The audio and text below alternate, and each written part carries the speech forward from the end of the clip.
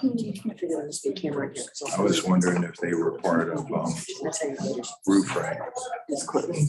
And I hit the gallery. I thought it was kind of fascinating. I made a suggestion that we do proclamation for roof rack. Okay. We got it. Hi, how are you, sir? We've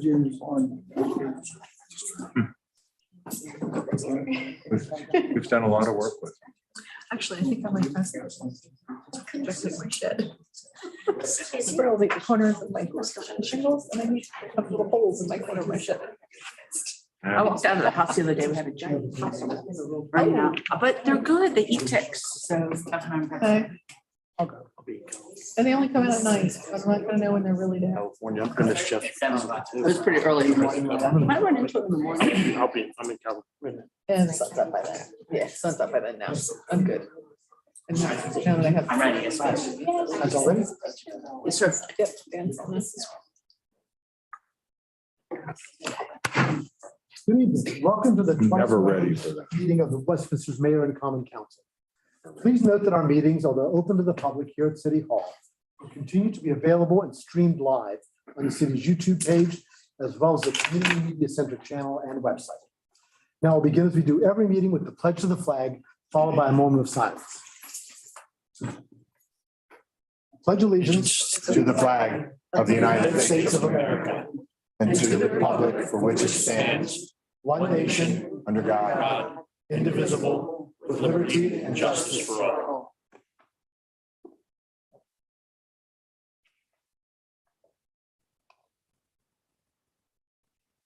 Thank you. As a courtesy to everyone, please take a moment to silence your cell phones or any other electronic devices that you might have with you that might disturb us during the meeting. Thank you. Copies of tonight's agenda and the entire information packet that the council will be using are available online on the city's website. I believe there may be some copies of the printed agenda in the front of the room, if anybody would like to get one. Thank you. I'd like to note that Councilman Daniel Hoff is unable to join us in person tonight, but he's joining us via Zoom, so we can see him on screen there and he can see us. And so we will look forward to his participation as we go forward. First, we'll consider the approval of the minutes. We have minutes from the council meeting of April 25th, 2022. May I have a motion? I'll make a motion. Second. A motion by Ms. Gilbert and a second by Mr. Kavachi to approve the minutes. All those in favor, please say aye. Aye. Those opposed say nay. The ayes seem to have it, and the ayes have it. The minutes are adopted. The next item on the agenda is presentations. We have several presentations. The first several are in the form of mayoral proclamations. And for that, I will turn to Dr. Becker to share those with us. All right. Thank you very much, Council President Pecoraro. So I have a few proclamations to read. The first proclamation is for the National Preservation Month, which is May of this year. Okay. Whereas historic preservation is an effective tool for managing growth and sustainable development, revitalizing neighborhoods, fostering local pride, and maintaining community character while enhancing livability. And historic preservation is relevant for communities across the nation, both urban and rural, and for Americans of all ages, all walks of life, and all ethnic backgrounds. And everyone has places that are important to them, places they care about, places that matter. This Place Matters is a national campaign that encourages people to celebrate the places that are meaningful to them and to their communities. And it is important to celebrate the role of history in our lives and the contributions made by dedicated individuals in helping to preserve the tangible aspects of the heritage that has shaped us as a people. Now, therefore, I, Dr. Mona Becker, Mayor of the City of Westminster, do proclaim May 2022 as National Preservation Month in the City of Westminster and call upon the people of Westminster to join their fellow citizens across the United States in recognizing and participating in this special observance. Thank you. Thank you. I'll just keep on going. All right. National Police Week and Peace Officers Memorial Day. Whereas there are more than 900,000 sworn law enforcement officers now serving in the United States, including the dedicated members of the Westminster Police Department. And since the first recorded police death in 1791, over 20,000 law enforcement officers in the United States have made the ultimate sacrifice and have been killed in the line of duty.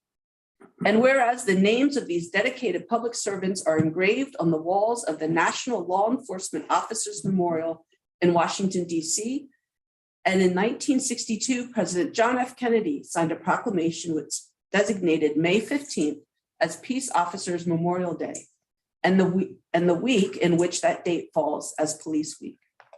And whereas National Police Week, established by a joint resolution of Congress in 1962, pays special recognition to those law enforcement officers who have lost their lives in the line of duty for the safety and protection of others.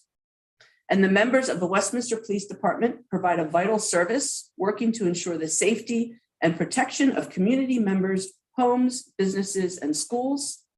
And the mayor and common council wish to publicly salute the service of the officers of the Westminster Police Department. Now, therefore, I, Dr. Mona Becker, Mayor of the City of Westminster, in conjunction with the Common Council, do hereby proclaim May 15th through the 21st as National Police Week, and May 15th, 2022 as Peace Officers Memorial Day in the City of Westminster. And be it farther proclaimed that all residents are encouraged to join the Mayor and Common Council in commemorating this observance by thanking the members of the Westminster Police Department, past and present, for their dedicated service to the Westminster community and for their efforts in keeping our community safe.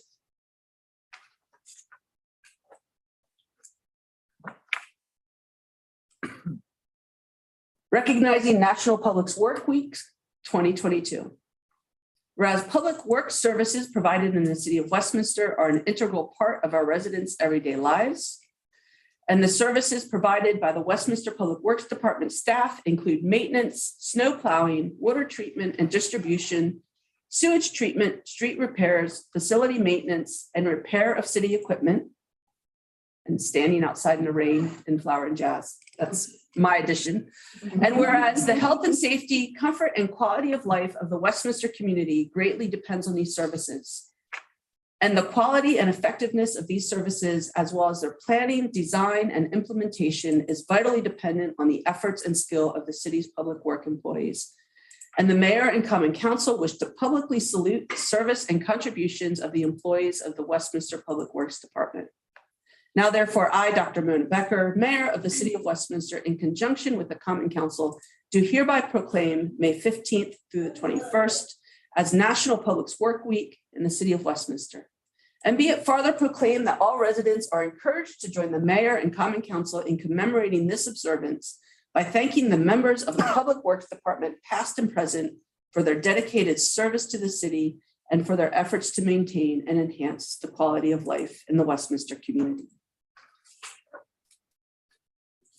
Great. Now we have a presentation. Excellent. Okay. Mr. Anderson and Mrs. Gronkowski, if you'd like to join me, please.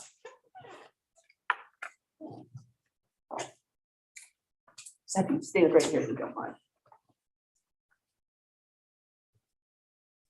So this is a proclamation recognizing Roof Right, and you are representatives here from Roof Right. Whereas Roof Right Incorporated is a locally owned and operated residential roofing contractor based in Hampstead, Maryland, and owner Nick Mott and his team have been a great community partner for local businesses and organizations throughout the area. And in early January 2022, Director of Sales Joe Anderson contacted the City of Westminster with the request to donate new roofs for both the restroom building and the gazebo in the city park. And renovation of the two buildings would increase the quality of life for all visitors to the park, as well as extend the lives of the buildings for years to come. And on April 27th, 2022, Roof Right successfully completed the entire project in a single working day. And such swift and effective workmanship is evidence of a hardworking staff dedicated to giving back to their community. And the City of Westminster Recreation and Parks Department graciously accepted the generous gift of the new roofs. Now, therefore, I, Dr. Mona Becker, the Mayor of the City of Westminster, join the members of the Common Council and the city staff and expressing our collective gratitude for the contribution of the new roofs on the restroom building and gazebo in City Park, which will benefit the entire City of Westminster community. Adopted this 9th day of May, 2022.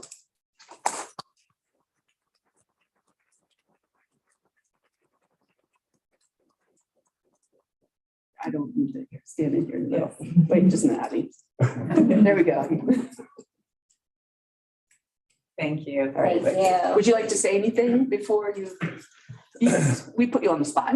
You don't need to, but. Selfishly, my kids play at the park. I saw there was a need. I reached out. I have a lot of ties. I grew up playing in that park. I grew up as a camp counselor at the city rec camps. I also did my volunteer 75 hours through the Westminster City Rec parks, turned into a summer job. I used to be the park monitor, camp counselor for top camps, sport camps. So it runs really deep for me. So seeing that there and knowing that it's something that we could offer was the least we could do. So thank you guys very much. Awesome. Thank you. I don't think Ms. Gruber's gonna let you go. Thank you so much. Thank you, yes. Maybe pull him back for Camp Thank you very much. Yeah, exactly.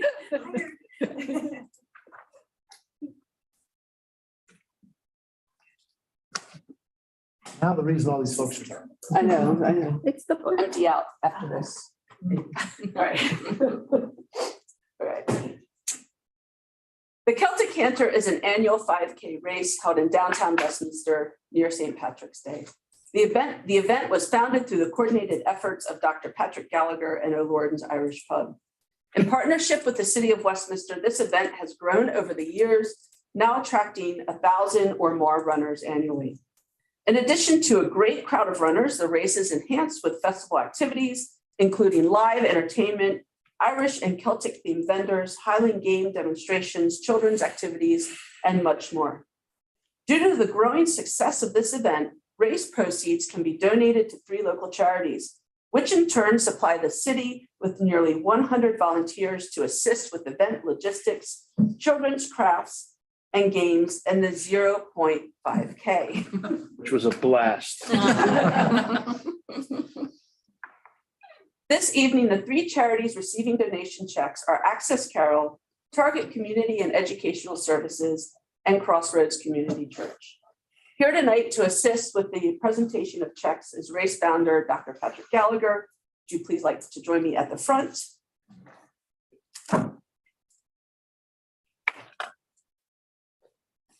Is there anything you would like to say? Oh, yes, please. Madam Mayor, Dr. Becker, President Mr. Pacarero, Common Council members, Chief Ledwell, Street Department Superintendent Steve Strasberg, and lastly, but certainly not least, Abby Gruber and her team, a fantastic team who work very early and late hours and are very flexible with weather issues and other items. And without her and her team, this kind of event and many other events could not be held. So thank you, everybody, for your continued support in the Celtic Canter. It was great to see the council participation in the Celtic Canter through the 0.5K. And I understand, Abby, with help of Steve Moore, you've put together a workout running program. So next year, the 5K. When does the training begin? Tomorrow. Tomorrow. So I look forward to seeing the council there next year. So no, but thank you very much for your continued support. So, All right, thank you. All right. So first, we'd like to call Access Carol up to receive their check. Representing Access Carol this evening are CEO Tammy Black and Business Operations Manager Trudy Harrell.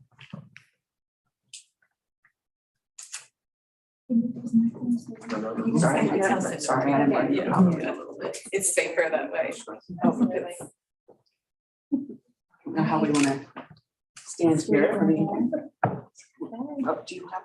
well, I have kind of a big, maybe we'll just, Okay, perfect. maybe they'll just roll that. That's a good one. There. Yep. Thank you. Right, and then here's your real check. Thank you. You're welcome. Thank you. Thank you. You were like amazing woman out there in the snowstorm. Her park up. All right. Next, I'd like to call up Target Community and Educational Services to receive their check. Accepting tonight are President and CEO, Dr. Tom Zerpoli, and Vice President of Development and Communication, Gail Slater. I'll stay with my phone. Sounds good. Okay, thank you.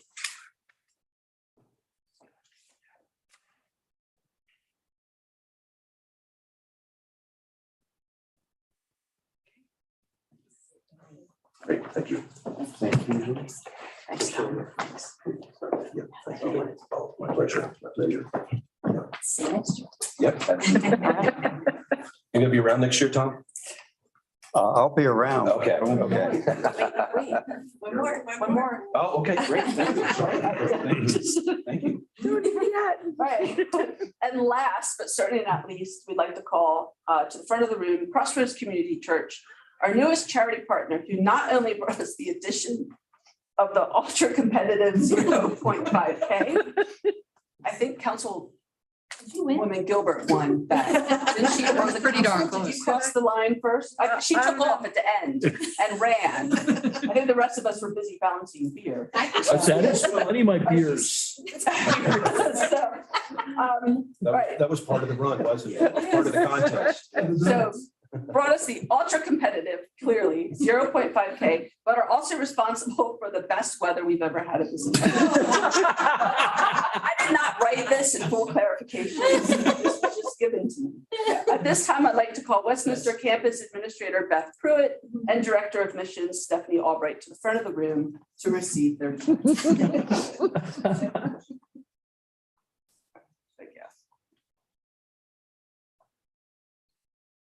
Okay, Thank you. Thank you. Congratulations. Thanks for the 0.5K. It's a privilege. It was, and we love that you Literally, caught it. it made our day. It did. Thank you. And let's hope next year it's not snowing. I I know. hope it is snowing. That was fun. It's nice to have that alternative, right? It took a long time to dry out. Okay. Dr. Becker? Yes, sir. So before Thank you Oh, guys. See you. before Thomas states, Oh, wait. Oh. before Thomas states, I think we ought to say a word about his impending retirement and his many years of service. Oh, we don't need to say much about that at all. He's gonna leave. He's not even gonna give you a He's still chance. leaving. Thank you very All much. right, Tom, for all we'll you've bring you done. back. There you go. Thank you. Thanks very much. Awesome. That's just answered. He wasn't gonna give me a I chance. know, to- No, he's he's very modest. He doesn't want it. Nope. We're gonna do on it. his to way him. out.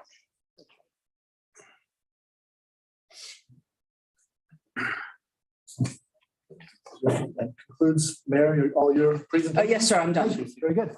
So the next item on our agenda is the fiscal 2023 budget presentation. And for that, we will turn to our city administrator, Ms. Inhofe. Mr. President. I'll live a little while we get the technical presentation up and running. We are Vamp. gonna vamp, yep. We are pleased and proud to present to the council a budget that I think you're all gonna be proud of, fiscal year 23 budget.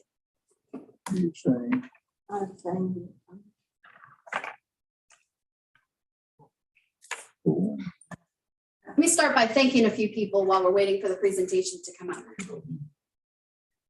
Presentation of the budget is a significant undertaking by the city management's team and other staff members, and I offer my sincere thanks to all who played a role in the development, including Director of Public Works, Jeff Glass, Director of Housing Services, Eric Brown, Human Resources Director, Elteray McCullough, Director of Recreation and Parks, Abby Gruber, Director of Planning and Community Development, Mark Depot, Police Chief Tom Ledwell, Deputy Public Works Director John Dick, Streets Department Superintendent Steve Strasberg, Utilities Superintendent Corey Stauffer, Sewer Department Superintendent Vance Summerhill, Water Department Superintendent Brett Grossnickel, Executive Assistant Samantha Schlitzer, and City Clerk Doug Barber.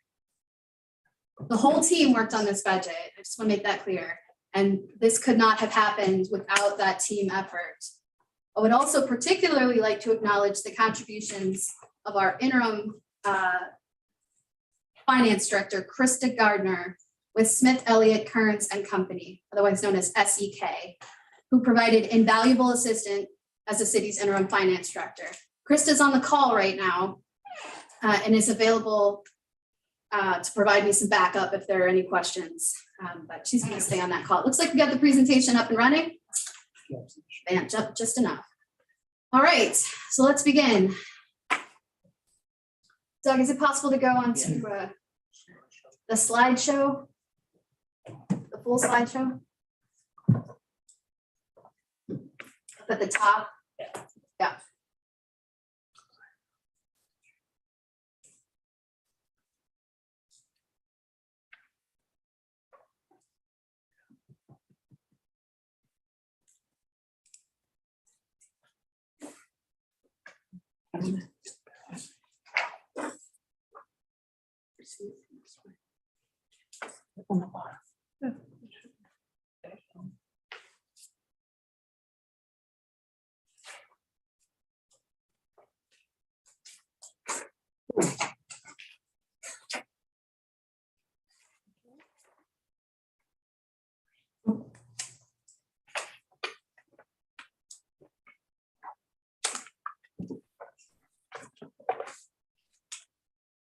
I think that's it.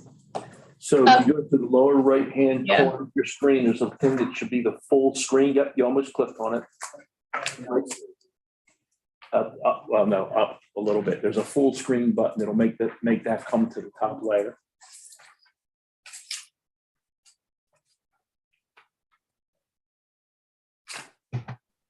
No, I guess it's.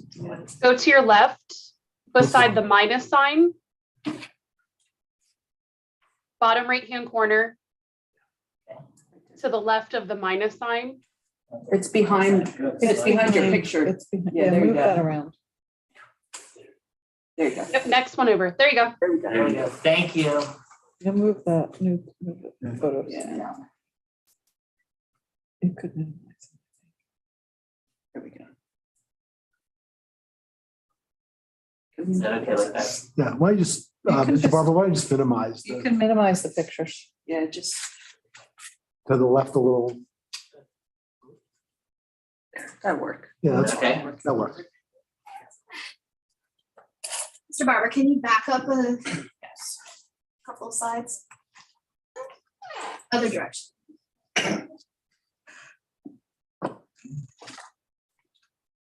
You backspace.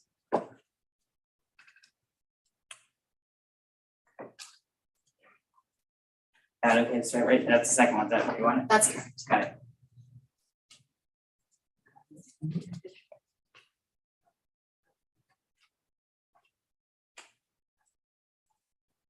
No, see it on his screen. It's two different computers, I'm sorry, it's like just. All right, here we go. He doesn't see it on his screen. This is an example of how difficult the budget was. All right, so just as a reminder, and for those who are unaware, when we put the budget together, we first start by looking at the available revenues. So when we talk about revenues, we're looking at property assessments. And in Maryland, real property is reassessed on a triennial basis. And any increase is phased in over 3 years. In the city of Westminster, our properties were reassessed in calendar year 2020. So fiscal year 23 budget marks the second year of the 3-year phase-in for the assessments.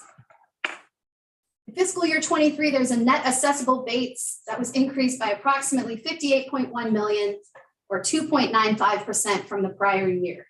Next slide. But to drop you more, I think this is it. After we look at revenues, we start to look at what the budget drivers are. What are the factors that are fixed? And of course, I never want to increase tax rates if we don't have to, and I know there are some on council who agree with me on that. So for the fiscal year 23 budget, the property tax rate remains unchanged at a tax rate of 56 cents per $100 of assessed value. In May of 2018, the council adopted water and sewer rates. And we are still feeling the effects of that particular rate structure. So the fiscal year 23 budget includes a 3.5% increase in water rates, a 5% increase in sewer rates, and in fiscal year 23, we will have to revisit that. So there is funding for a new water and rate study in fiscal year 23. Additionally, as all of you are aware, the consumer price index has increased 8% from March 21 to March 22. And that's had a variety of, we felt that in a variety of ways. We feel that in the cost of services and the cost of the goods that we receive. And we feel that as well on a personal level from the employee's perspective and the cost of services themselves as well. So we're addressing those budget drivers in the fiscal year 23 budget. And finally, Carroll County warned us a year or two ago that they're going to increase recycling tipping fees from $30 per ton to $55 per ton. Next slide. So once we've had a chance to look at the revenues available and then look at the drivers from the budget,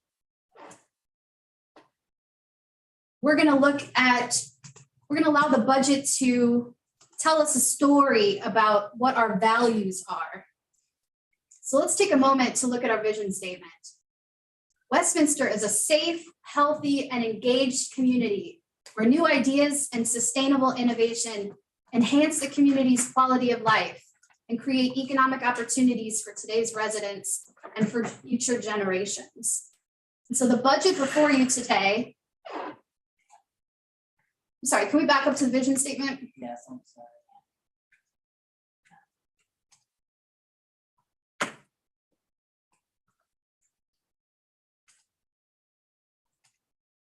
The budget before you today includes a variety of services and projects that meet this vision statement. And I just want to take a quick moment to think about the proclamation that the mayor just gave for Roof Right.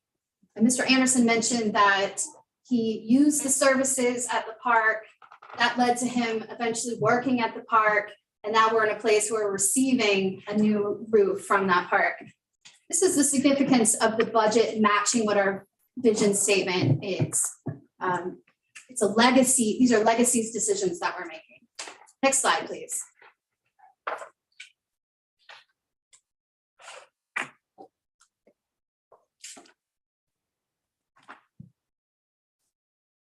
Council adopted a strategic plan that includes 5 critical success factors. These were used when creating the fiscal year 23 budget. Strong partnerships and engaged community, water and sewer capacity for future generations, economic activity and growth, responsible stewardship of city resources, and a safe and livable community. Next slide. These are some of the examples that are in the budget that meet the 5 critical success factors outlined in the strategic plan. For strong partnerships in a community, engaged community, we're going to continue our partnership with the downtown business community, including pedestrian safety enhancements funded through a state grant. We've got partnerships with McDaniel College and Carroll Community College. Water and sewer capacity for future generations. We've got a project in the capital improvement program to provide the city with additional water resources through the water reuse project, Pure Water Westminster. And then of course, to provide sewer capacity, we have funded the inflow and infiltration project. Getting tongue-tied here. Under economic activity and growth, the fiscal year 23 budget includes a downtown parking study and updated sign code and zoning code. Next slide. Under the 5 critical success factors, responsible stewardship of city resources, the fiscal year 23 budget attempts to attract and attain quality workforce, upgrade specific lighting to LED using grant funds, ensure the appropriate maintenance of existing infrastructure, implement the Wakefield Valley Park Master Plan, and continually seek alternative funding sources. You'll notice later in the capital improvement plan that we have gone after federal, state, and local grant funds in order to find alternative funding sources. And finally, under safe and livable community, we're attempting in the fiscal year 23 budget to connect Wakefield Valley Community Trail with the Westminster Community Trail, to update our rental licensing program, and to continue to enhance recruitment and retention efforts for the public safety positions. Next slide. Budget structure includes 6 funds. General fund, which is the city's core services and administrative functions. Public housing fund, the Public Housing Authority for Housing Choice Voucher Program. Capital projects funds, which accounts for all capital improvement program activities. The water fund, which includes the production, treatment, and distribution of potable water. The sewer fund, which is the collection and delivery of sewage for treatment and disposal. And the fiber fund, which is the construction and operation of the Westminster Fiber Network. Next slide. Mayor and Council, the revenue and expenditures for the fiscal year 23 budget is on this next slide. Mr. Barber. Okay, there we go. It's also included in the budget ordinance, which will be coming up later this evening for introduction. Go ahead. Next slide. Next slide. We're in the wrong direction. There we go. There we go, sorry. Take just a moment to pause there so everyone can see that. Again, this is in the budget that will be introduced tonight. Next slide. Some highlights from the 23 operating budget include an increase to Magic from $80,000 to $100,000, an increase for the Westminster Municipal Band grant from $5,000 to $7,000, a grant increase for the Heart of the Civil War from $6,500 to $7,200, the annual grant to the Westminster Volunteer Fire Department for $250,000, and a 12% increase to account for increases in the gasoline prices. Next slide. On the personnel side, we had a 2% increase in our health insurance. Our pension rates for the non-sworn staff have increased slightly. The contributions for, these are city contributions for sworn officers for their pension increased a little bit as well. There's been no change in the rest of our benefit information except for workers' comp, which increased 1%. Next slide. You notice this year we have a very robust capital improvement plan. Again, we've attempted to fund as many projects as possible with grant money, but here are some highlights from the capital improvement plan for fiscal year 23. Those include the historic clock tower restoration. And these are highlights that we've not already mentioned. A couple have already been mentioned tonight. Equipment replacement at the water plant. Again, enhanced nutrient reduction, the ENR project at the wastewater facility. Replacement of a water main at 27. Continued renovation of the city's municipal pool. Ongoing paving work that we use with the highway user revenues. Vehicle acquisition. Next slide. Replacement of roofs at 45 West Main and Carroll Arts Center. Replacement of boilers at 45 West Main. Sidewalk repair at Green Street Bridge. Engineering for relocation at the Streets Department facility. Water main replacement at Main Street. HVAC upgrades at the Armory Community Center. And my favorite project, enhanced holiday decorations. This place is going to look spectacular this December. This is a very quick overview of the fiscal year 23 budget, Mayor and Council. I'm happy to answer any questions, but I want to take the opportunity to thank the Finance Committee for their support and time reviewing the budget and working with me. It's my first year presenting to this council, and with all the help that we've had from staff that I mentioned before. That concludes the budget presentation. All right, thank you very much, Ms. Imholz.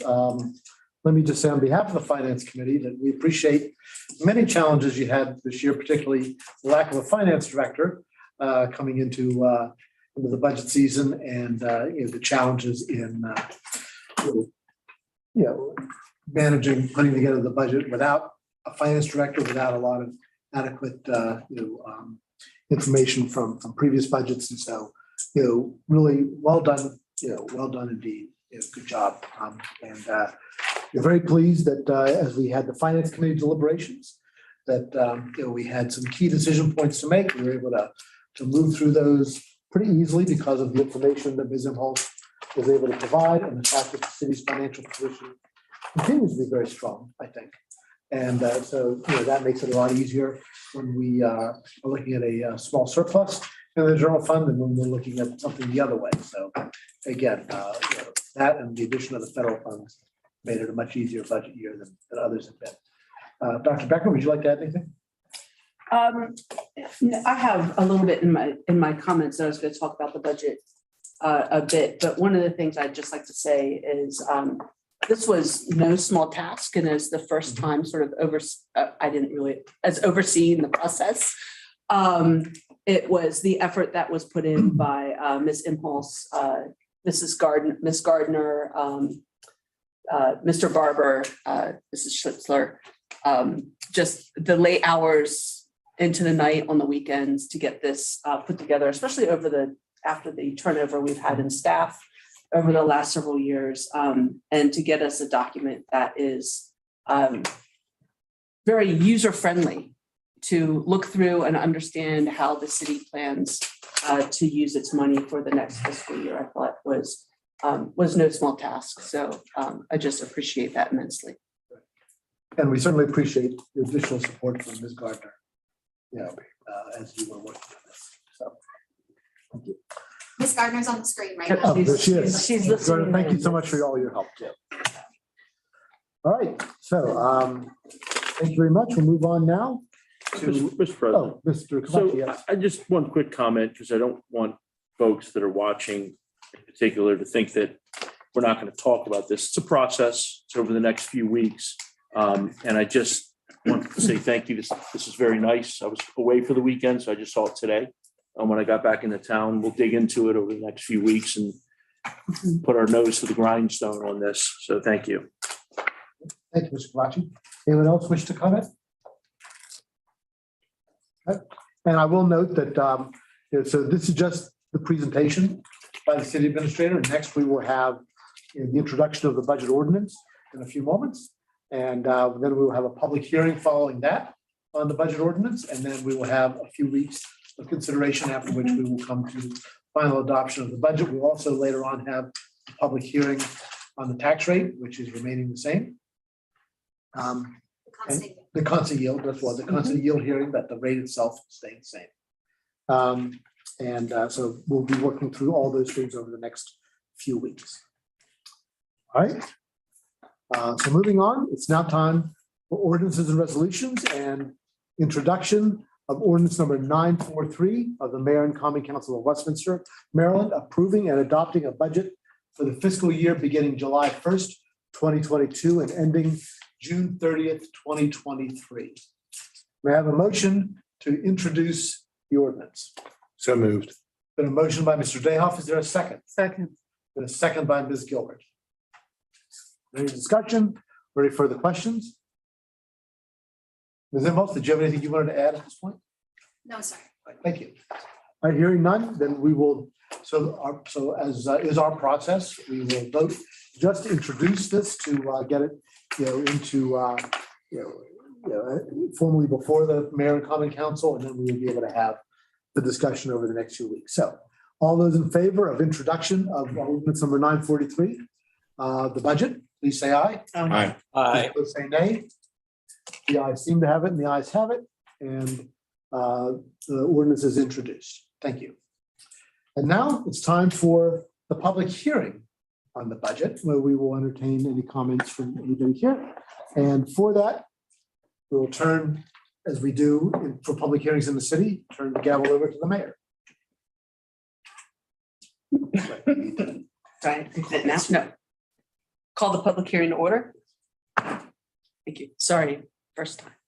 All right, ordinance number 943, an ordinance of the Mayor and Common Council of Westminster, Maryland, approving and adopting a budget for the fiscal year beginning July 1st, 2022 and ending June 30th, 2023. Is there anyone that would like to make a public comment on the budget? Yes. Can you please state your name for the Yes, I record? will. Address. Let me take off my mask so I don't Yes, like sir. Churro. Okay. My name is Charles Wheatley, and this is my wife Charlotte. Also address, please. Pardon me? Address as well, please. My address is 707 Wheatley Drive, Westminster, Maryland. Thank you. And I have to tell you, as I am here tonight, it's a great pleasure. My wife and I were both members of the Baltimore City Council, and we've been to many budget hearings. I was also a member of the Ways and Means Committee of the legislature. Budget processes are always very fascinating to me. I was also chairman of the capital budget and vice chair of the budget committee in Baltimore, and had the pleasure of serving when we started the Inner Harbor project many years ago. 60 years ago, I got elected. So your parents were not around then, I'm sure. But so I really have feeling very guilty because I started the political science major at Western Maryland College. I asked them to start it, and they did in 1952. And it's been in there ever since. And I taught 14 years as an adjunct at the community college in political science and taught at Western Maryland and several other colleges as an adjunct. I'm an attorney for 62 years. But the reason I'm here tonight is my newfound advocacy. I had a nice meeting with some of the folks at Magic and talked to Mr. Dodge at length. And that's why I'm here tonight.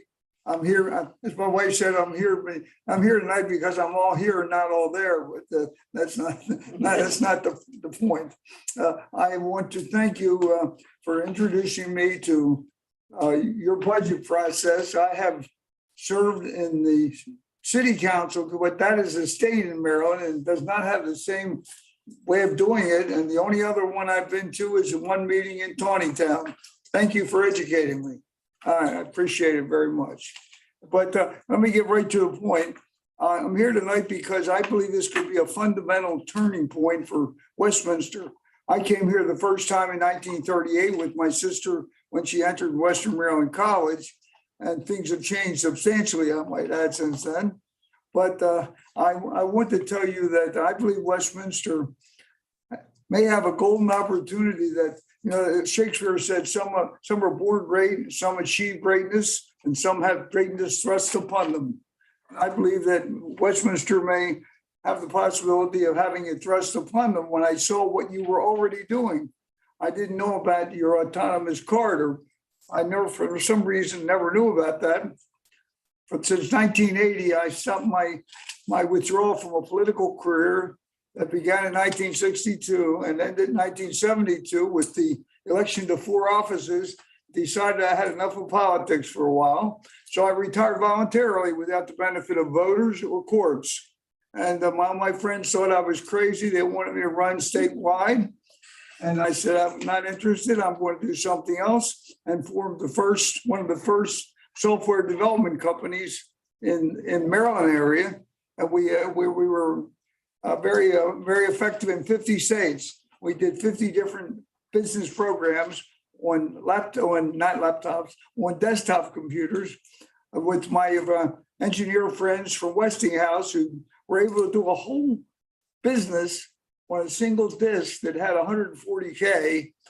And I got the second Radio Shack delivered in Maryland.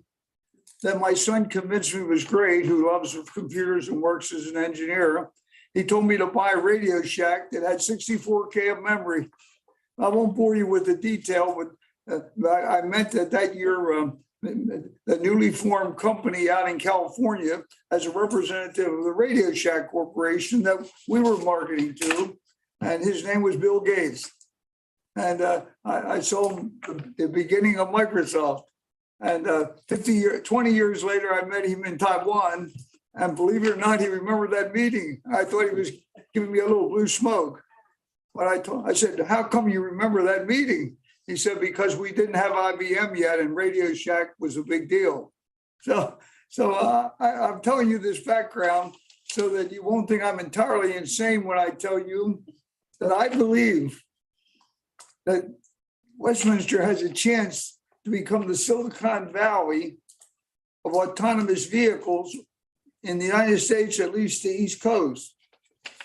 And before you look at me with shock, let me tell you, I've been participating in a lot of firsts.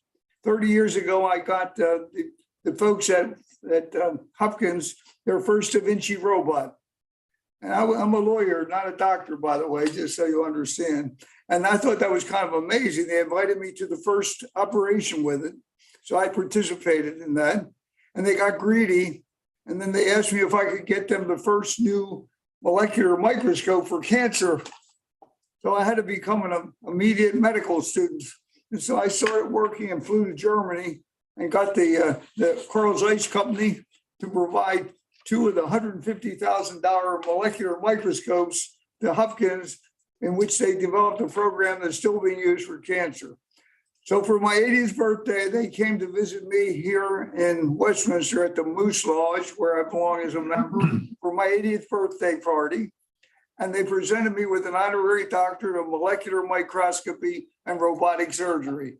My kids all came up laughing and said, "We always thought our father was a lawyer, and you're really a doctor." I didn't smile or laugh. I looked at him and said, "Which doctor?" And they got the message. So I apologize for digressing a little bit, because I think this is important on what I'm going to tell you. My good wife and I are very happy. We were the first team teachers in Carroll County, right up the street here at the which is now East Middle School, was then junior senior high school. We had just gotten married and moved us to Mount Airy. In my spare time, I was a pastor of 4 churches and had the services 4 times every Sunday. And during the week, we both taught the same class for one pay. We had the right idea, wrong pay scale. Right? But I think it's important for you to know this background, because I believe I grew up in Baltimore and lived there until I came to college. But I believe Westminster has become my second home. I've lived here many, many years in one form or another. And my wife and I believe that of all the places we've been, I've been to every state in the United States and almost every city, small and large, over the last 60 years. And I like Westminster. It's the place to live. So all of you who are Westminster residents, congratulations, you found the right place. And I hope I get to stay here a long time. I'm working on stem cells so I can break the longevity record. So just so you know. I want to tell you that my wife and I, 2.5 years ago, decided to dedicate about 20 acres of our 70-acre farm for a park under the name of the Veterans Big Stem Park. And we had it made a C3 charitable corporation under the province of the current foundation.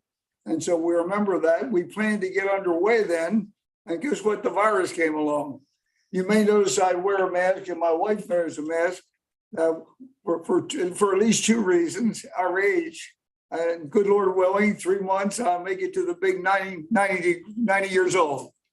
So my friends all tell me old folks get it more than young folks, so we wear masks. But the other reason I wear it, I was president of a biotech company many years after I did the other things at Hopkins with 2 of my Hopkins friends, who started a cancer company that was the first blood test for cancer, where you could find a single circulating cancer cell in the blood. And I named it for them, called it the blood biopsy, and now the Scripps Institute uses it on the West Coast. This is what got me onto this thing, because right now at the park, we're planning, the name was added on intentionally. About how many people know the STEM acronym? That's in all the schools. I added the word big to it because it's my firm belief that you can't have STEM without business, industry, and government that works. Right now, having been a doorkeeper in the House of Representatives for 3 years and watched Congress in action, and I told my class, you have to tell me, is that 2 words or 1 word?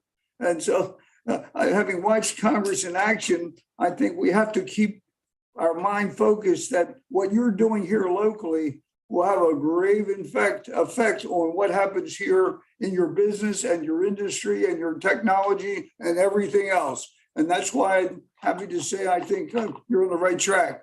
So I've made a commitment with the folks at Magic who Mr. Dodge. They've endorsed our park as part of their program, and we're endorsing their program here as part of our program, because I had already planned to do exactly what he's doing here with several large, negotiating with several large national companies that may be participating in the park.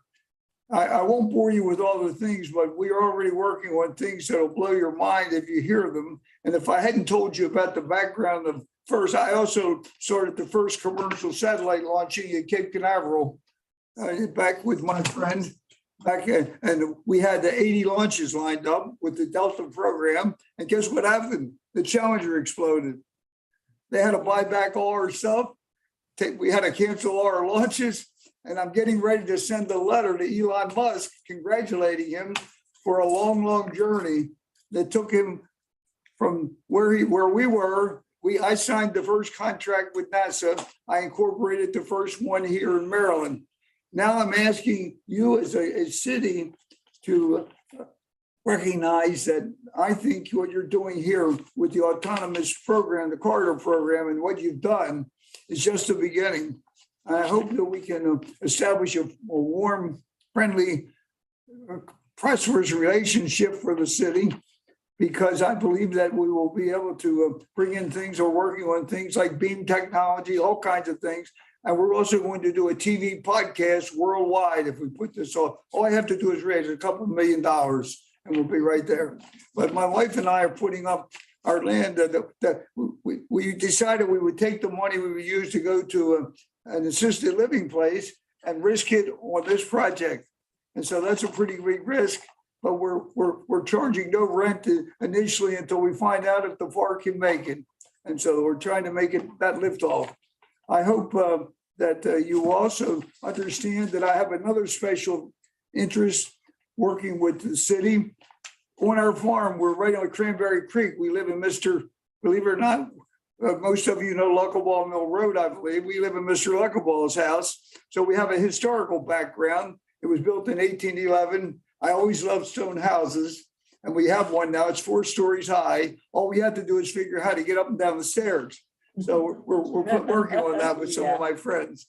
But we also have the water supply for Westminster that comes right under our farm.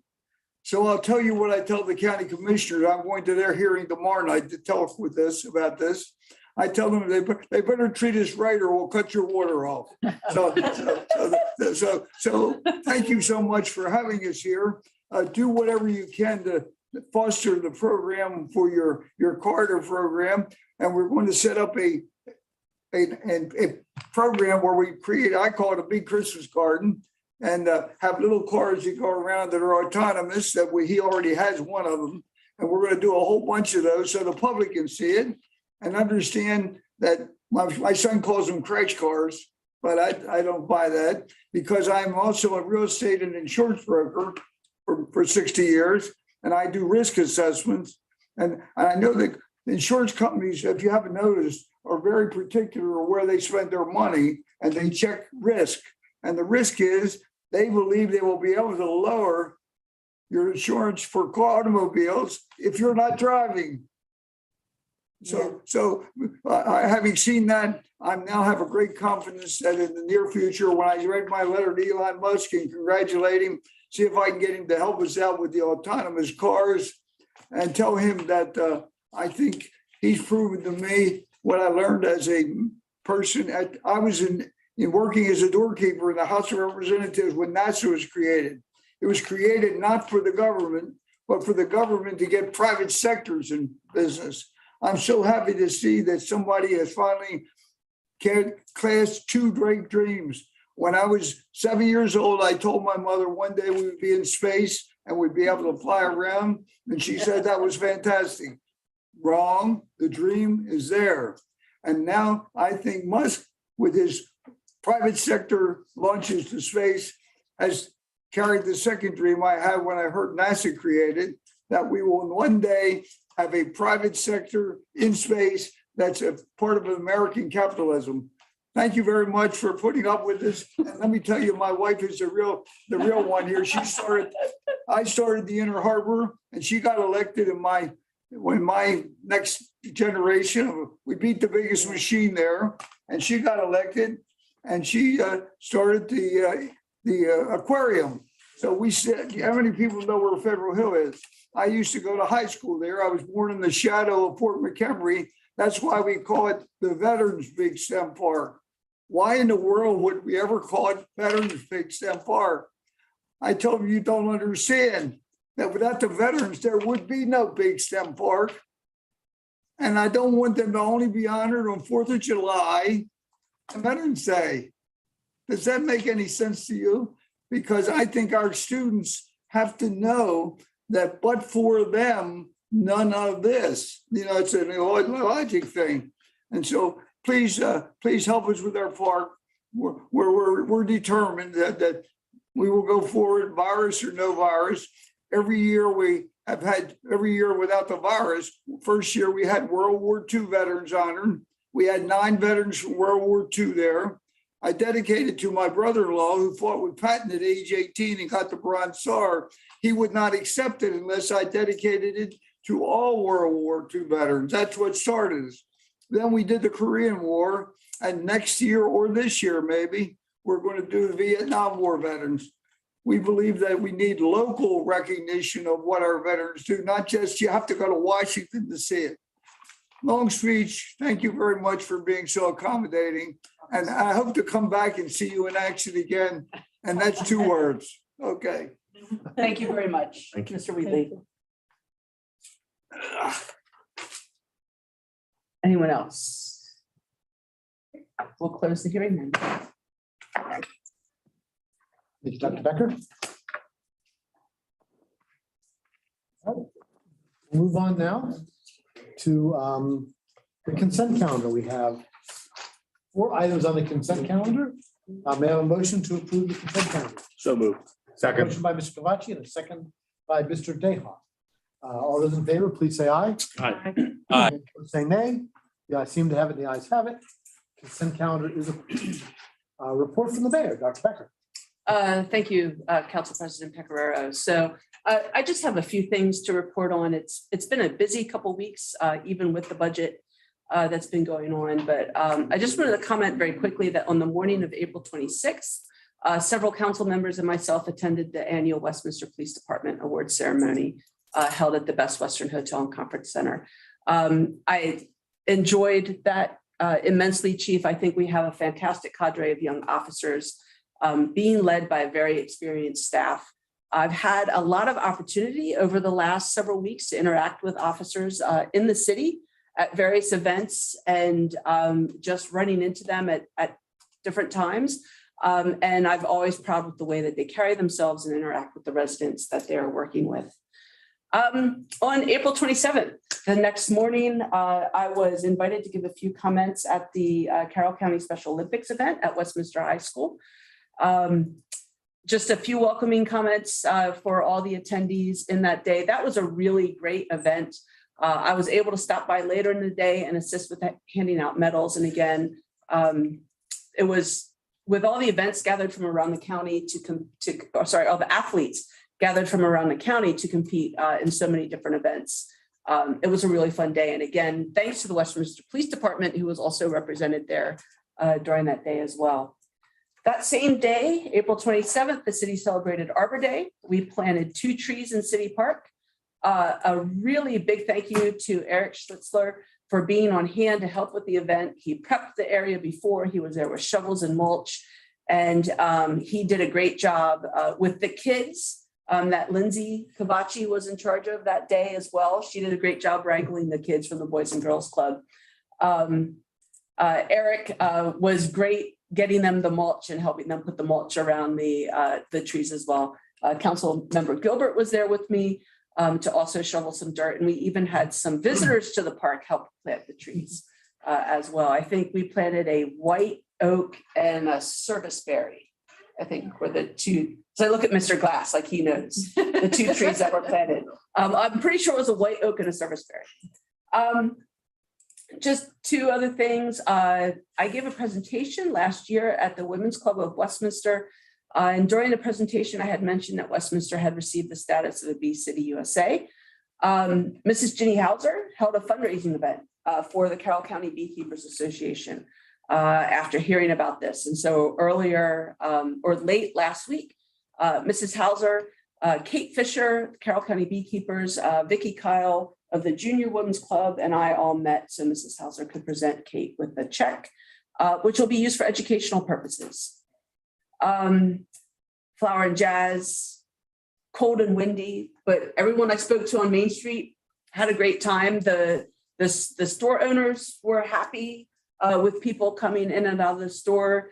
I was able to visit some vendors set up in the Winchester Exchange, purchase some flowers for the city, hung out with the street department guys for a few hours.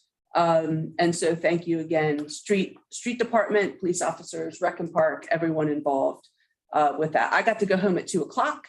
I know that you guys stayed much longer for that.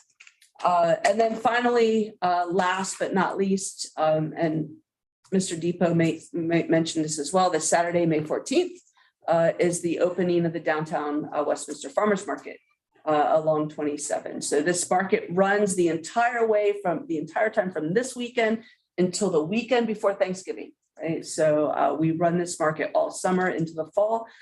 It will be open every Saturday from 8 a.m. until noon. And I cannot wait to see what it brings this year.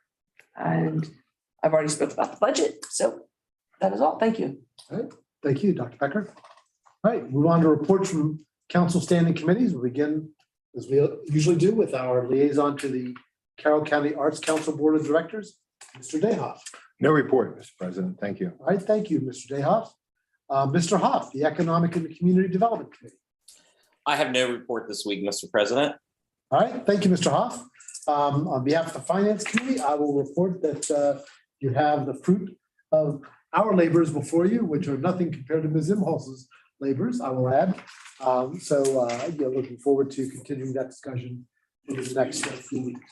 Personnel Committee, Ms. Gilbert. I have nothing to report. Thank you, Ms. Gilbert. Mr. Cavacci, Public Safety Committee. Mr. President, thank you. I have a few items. I do want to follow up on the mayor's comment about the award ceremony that took place a week or so ago that most of us attended. I do want to just quickly run through the list of the recipients. I'd like to get that into the permanent public record. So for Police Officer of the Year, it was Detective Mindy Phillips. Civilian Employee of the Year was Jennifer Quick. Police Rookie of the Year was PFC Rojas. The Community Partnership Award was won by Nurse Denise Hefner from the Health Department.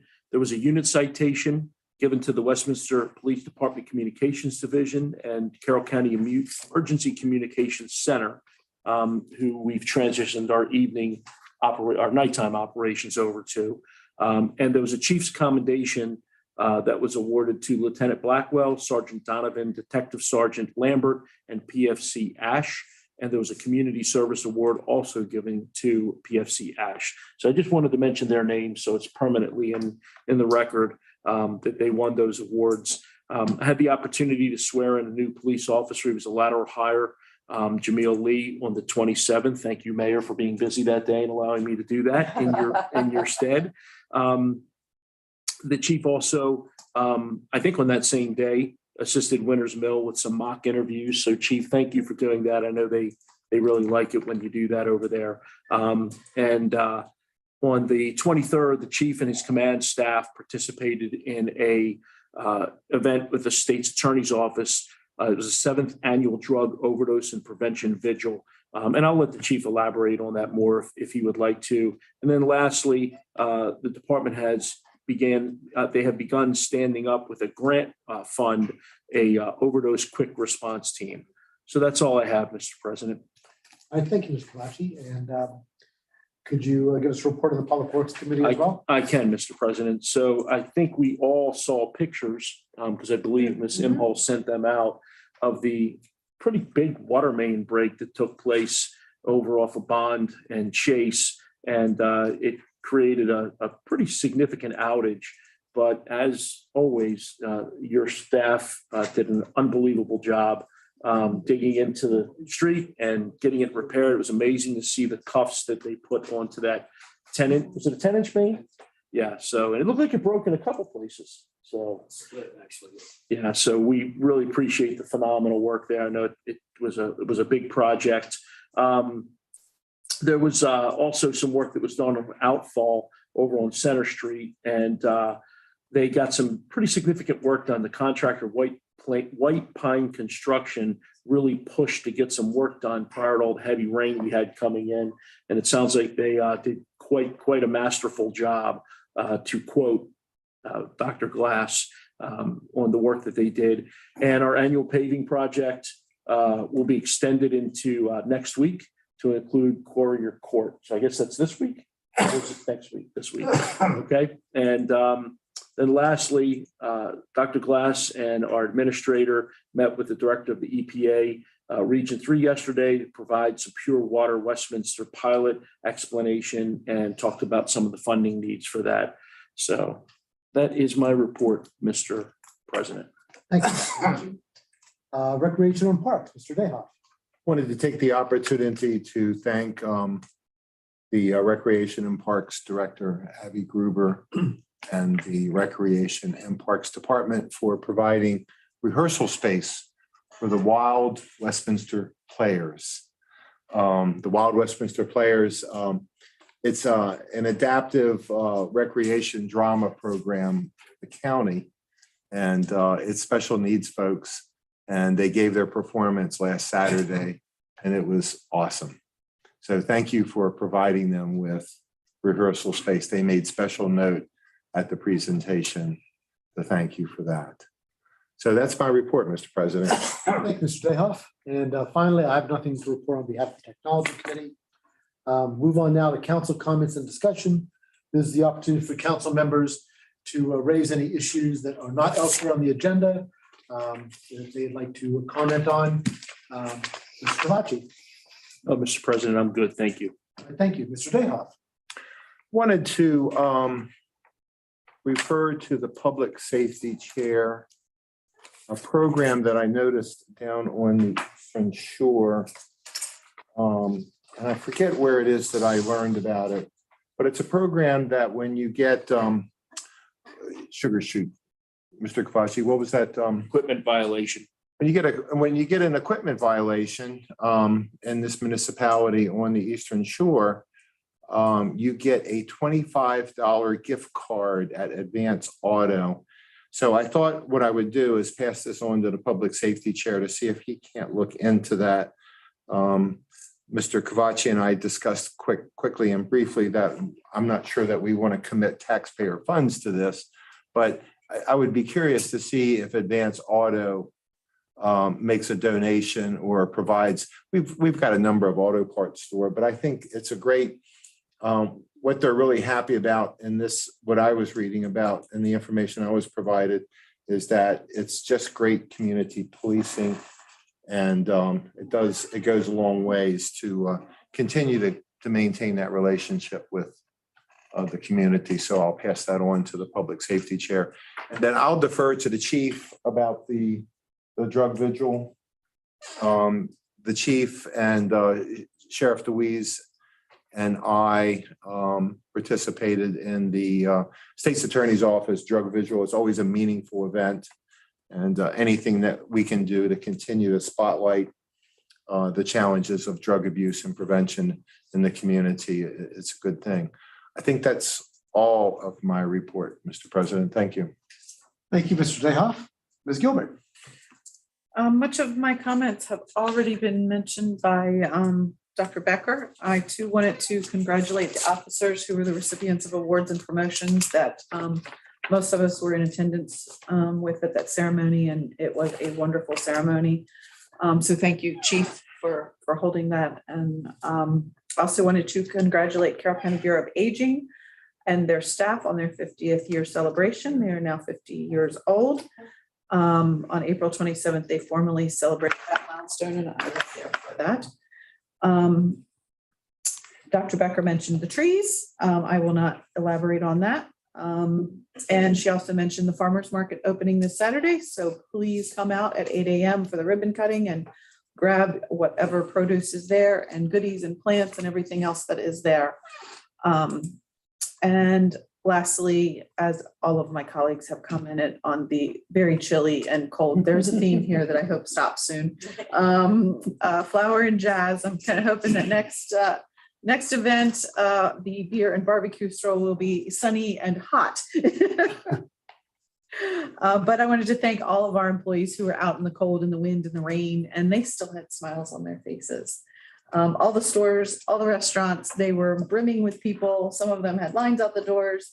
So I think despite our low attendance and small Flower and Jazz, our downtown still benefited greatly from what should have been our sunny Flower and Jazz festival. So thank you. Thank you, Ms. Gilbert. Mr. Hoff. Hi, Council President. The only thing I will mention is the reason I'm not there tonight is I had a little surprise. My son came home and said he wasn't feeling well, and we gave him a rapid COVID test, and he had COVID. And I talked to Dr. Wack, your all's former colleague, and I decided to stay home. Obviously, I tested negative, but he did mention that numbers are starting to go up again. So just everybody kind of be aware of that. I will also say the timing can be much perfect for me personally because I have underlying heart issues and my heart doctor recommended I get a second booster, which I did 2 weeks ago. So I could have timed this particular outbreak within my house any perfectly than that. But just be aware of that and just kind of be a little bit cautious because from what Robert was telling me, things are picking up a little bit again. Obviously, if you're vaccinated, like my son is, he doesn't expect it to be that big of a deal, just a cold. But that's why I'm not there with you all tonight, because I don't want to potentially expose you to anything. So anyway, we'll see. All right. Thank you, Mr. Hoff, and thank you for doing the wise thing and staying home with your family. We appreciate it very much. And hope everybody else will do as you suggested and be careful and get boosted, or if you haven't had the initial shot yet.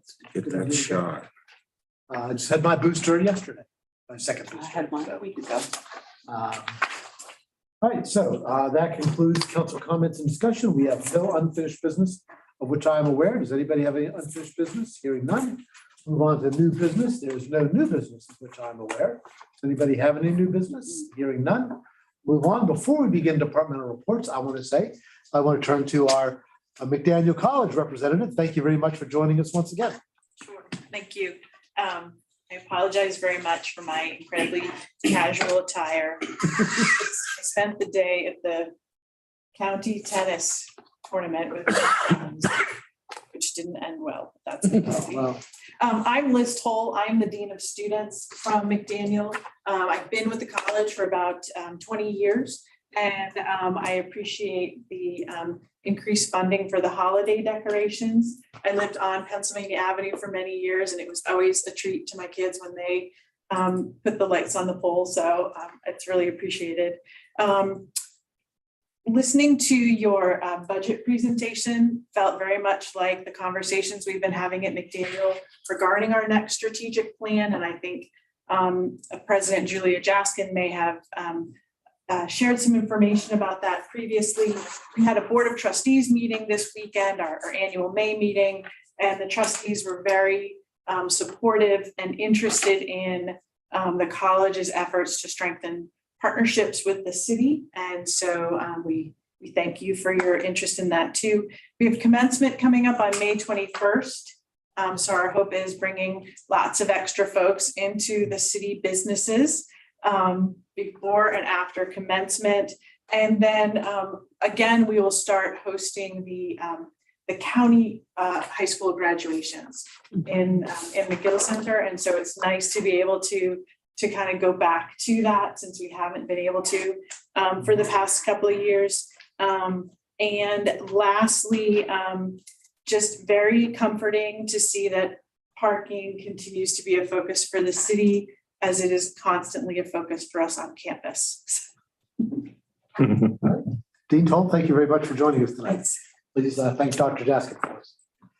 All right, and that's it for that part of the agenda. We'll now turn to our city administrator to lead us through the departmental reports. Thank you, Mr. President. We'll start with the fire department. Mr. Councilmember Deha. Thank you, Ms. Emma Holtz. For the month of April, we had 490 calls. 414 were EMS, 76 were fire, 288 were in the city limits, and 164 were just outside the city. And I think that's going to do that for that report. Ms. M. Holtz, thank you very much. Thank you, sir.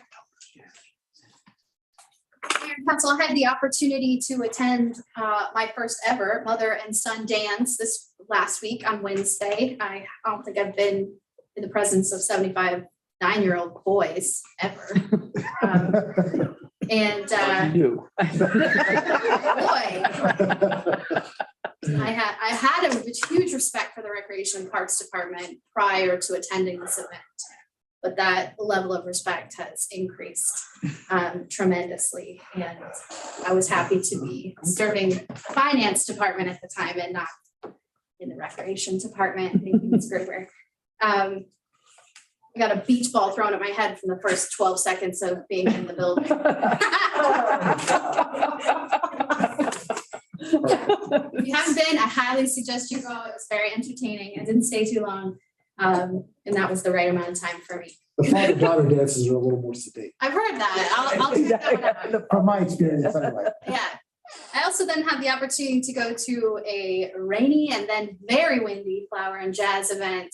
And as always, the Recreation Department just pivots and makes it happen. So tonight we're going to start off with Ms. Gruber. Thank you for your efforts in last week. Coming off the tails of 10,000 folks coming in for the wine stroll, turned around and put on 2 new great events 2 weeks later. I don't know how you do it, but we're so glad that you're here. Thank you very much. And thank you for your continued support. It really means a tremendous amount to not only my staff, but the streets department and the police department staff to see all of you come out to these events. So it is a remark that I hear time and again when we're debriefing the events that we put on, how much they appreciate your presence. So thank you so much. It shows your support to everyone who's involved, and that means a tremendous amount, especially when conditions are a little less than favorable, which we can all agree was probably the case for Saturday. So also we appreciate just knowing that we have this ability to think creatively and pivot when we need to still salvage what we can of these events when the deck seems stacked against us. When the weather turns in an unfortunate direction. So we are now shifting gears once again. Our 12-week summer day camp program starts on June 13th. And right on the heels of the opening day for summer camp, that weekend is the beer and barbecue stroll, which I'm sure you're all aware of. So we are busily getting everything ready to launch those events out the door as well. That concludes my report. Are there any questions for the Recreation and Parks Department? Hearing none. Thank you, Ms. Gruber. While I was at Flower and Jazz inside the Stocksdale building, I noticed a very cool structure that was holding the plants. And so I asked the streets department standing there, where did we get that cool structure? As it turns out, it was built by the streets department, which reminded me back during Fall Fest, a variety of things that were also built by the streets department, including most of the games and boardwalks and this, that, and the other. So I'd like to take the opportunity to thank the streets department for their hard work and also putting on that event. And then as Councilmember Kabachi mentioned, we did have a water main break at Chase and Bonds. And I want to take a moment to thank the utilities department who worked so hard to first locate the leak, which is not an easy process. And then, you know, they get shoulder length up in mud and water and every other thing trying to fix the pipe. So we want to thank the utilities department and we're going to move on to the Public Works Department. Mr. Glass. So the other thing I have this evening is that in a matter of days, No, we don't want you to announce this. I will have completed my 41st year with the city, Wow. including the 12 months of sick time that I haven't taken. That'll be 42 years in this state retirement system. And because I'm 60 years old, and because I understand that time is our most precious resource, I want to formally announce my retirement. So that'll be somewhere around mid-July. So I'm sure we'll have time to discuss that further, but just want to get that out there. Yeah, that sucks. Mr. Hall, may I ask a question? Absolutely. Are you sure that water isn't our most precious resource? Water's right there, but time is something you can't get back. You're right. Water you can, because we're doing that with the. Nice setup. I'm done. Congratulations, Mr. Glass. Why use Dr. Glass? Yeah, congratulations. Dun, dun, dun, dun. Mr. Glass, we want to thank you for your many, many, many, many years of contributions to the city. And specifically your hard work with the Pure Water Westminster program. Mayor and council, you're all aware that that program is the brainchild of Mr. Glass. And obviously it took a lot of team effort to get that into place, but were it not for Mr. Glass, that would not be an option at all. So we will get into further all the great ways that you've helped the city, but thank you. Thank you for now. It's hard to follow that up, but we're going to move on to HR. Ms. McCullough is going to be graduating from Carroll Leadership in the very near future, which we're very excited about. I will be joining Carroll Leadership next year. So we'll move over to HR. Good evening, Mayor and Council. HR, the Human Resources Department, we continue to assist all departments with recruiting. We've had some recent success in filling positions. So that's good news. The HR department is at full complement because we were very short-staffed. So we're currently at full complement now. So that's very encouraging. And we're coming up on open enrollment season for our employee benefits. So announcements will be coming out soon. That completes my report. Listen, did the city take place in a job fair at Winters Mill High School? Yes. Did we? Okay. Yes, we did. We did participate. And that was just very recently, though. Is that correct? Exactly. Yes. We did participate, and we are also participating in the virtual job fair that's going to be through the month of May. Perfect. And small return. Okay. Hopefully something will come out of this. So, great. Thank you. And for those that are listening, just a reminder, we have lots of jobs opening in the city. Check out our city website. With no other questions for the Human Resources Department, we're going to move over to the Planning Department. Our planning director just returned very recently from the American Planning Association Conference. Mr. Debo. Thank you. The May 4th Historic District Commission meeting has been rescheduled to Wednesday, May 11th. The Historic District Commission will be continuing its discussion regarding the type of required archiving information for properties located within the historic district requesting a demolition permit, beginning a new discussion regarding historic district best practices and holding elections. The May 12th Planning and Zoning Commission meeting has been rescheduled to Wednesday, May 18th. The Planning and Zoning Commission is still scheduled to hear the site development plan application for Westminster Station Phase 2, which we discussed the last meeting. Can't hype that farmer's market up enough. So again, the farmer's market will continue to build on past success.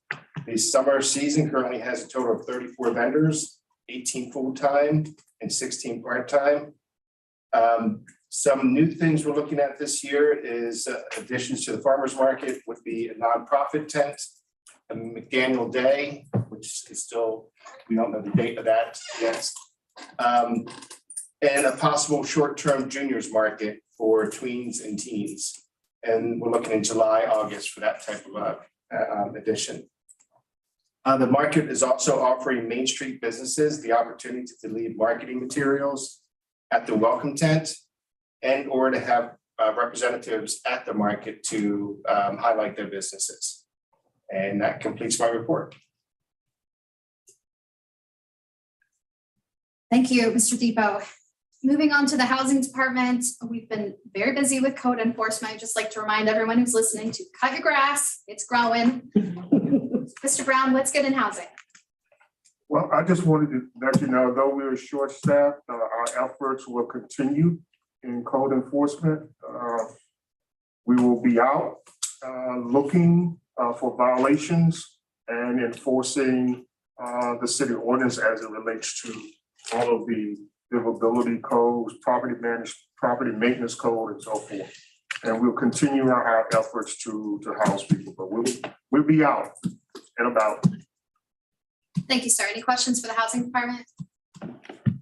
Hearing none, we'll move on to the police department, who has been extraordinarily busy, and I just want to take a moment to thank all of the police officers in the department for all of your hard work. Chief? Thank you. Good evening, Mayor and Council. Just want to touch on a few things tonight. So in addition to the awards, we did promote Jeffrey Schuster to the rank of captain. So he assumed the role of our Criminal Investigations Bureau commander. He does an outstanding job. And he also got the Supervisor of the Year award.